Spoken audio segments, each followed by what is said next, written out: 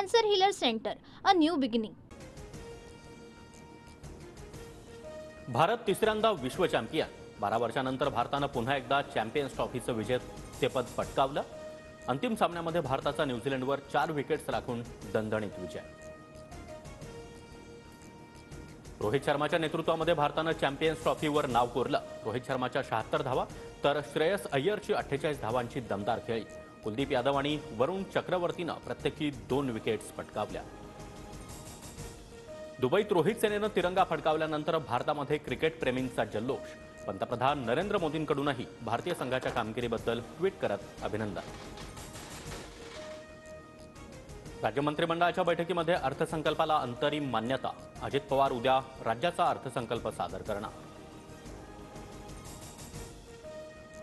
तुम्ही उद्धव ठाकरे होऊच शकत नाही. उद्धव ठाकरेंचा मुख्यमंत्री देवेंद्र फडणवीसांवर निशाणा. माझ्या कार्यकाळामध्ये मी कुठलीही कामं बंद पडू दिली नाहीत. कामांना स्थगिती दिल्याच्या फडणवीसांच्या टीकेला ठाकरेंचं प्रत्युत्तर. गद्दारांनी बाळासाहेबांचं नाही तर शिवसेना अमित शहा आणि अदानींचं नाव लावावं. ईशान्य मुंबईतील शिबिरातून उद्धव ठाकरेंचा एकनाथ शिंदेंवर निशाणा. मला मोदी शहांचा अभिमान. बाळासाहेबांचं मंदिर बांधण्याचं स्वप्न त्यांनी पूर्ण केलं. उपमुख्यमंत्री शिंदेंचं उद्धव ठाकरे यांच्या टीकेला प्रत्युत्तर. ठाकरे दिल्लीमध्ये सोनिया गांधी राहुल गांधींची मुजरेगिरी करत असल्याची देखील टीका. महाकुंभातील पवित्र स्नानावरून राज ठाकरेंनी खिल्ली उडवली. नांदगावकरांनी आणलेलं गंगेतील पाणी पिण्यास नकार दिल्याचा राज ठाकरेंचा खुलासा. गंगेच्या दूषित पाण्यावर राज ठाकरेंकडून प्रश्न उपस्थित.